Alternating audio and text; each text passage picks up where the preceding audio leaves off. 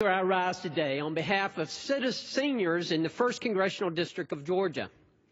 Many seniors in the 1st Congressional District of Georgia and across the nation battle medically complex diagnoses, including cancer, rheumatoid arthritis, severe immune deficiency, epilepsy, and macular degeneration.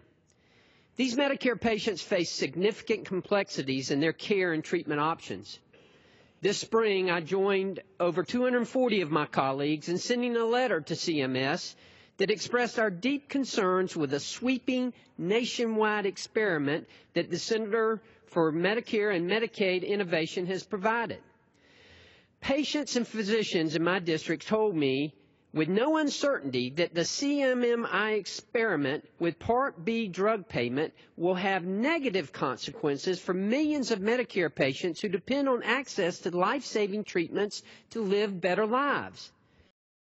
Under the Part B drug experiment, in many cases, Medicare payment for certain drugs would be significantly below a physician's acquisition cost for the drug. This will put patients at tremendous risk, potentially forcing them to abandon treatments for other treatments that have shown less success.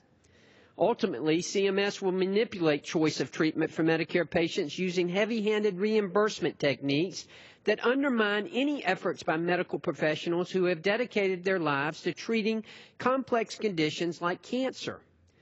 To make matters worse, CMS sought little to no stakeholder input and has provided little turnaround time before medication treatment will be based on cost rather than what is best for the patient.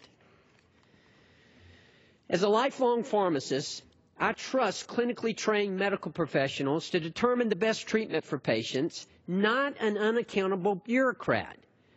Adding to this outlandish nature of this Part B drug pilot project, there is nearly no escaping it. CMMI proposes to force nearly 75% of the country to participate in this Medicare drug experiment. 75% of the country is not a pilot project. It is near full implementation of a new program. Just last week, CMS responded to the letter we sent them and simply thanked us for sharing our opinion. Such a brief and dismissive response is indifferent to the risk posed to our nation's sickest patients and to this congressional body. For all these reasons, I applaud my colleague, Dr. Larry Bucshon, for sponsoring H.R. 5122 to prohibit CMS from moving forward with this dangerous, misguided experiment with seniors' lives.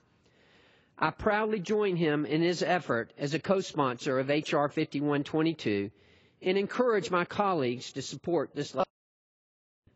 Mr. Speaker, I yield back.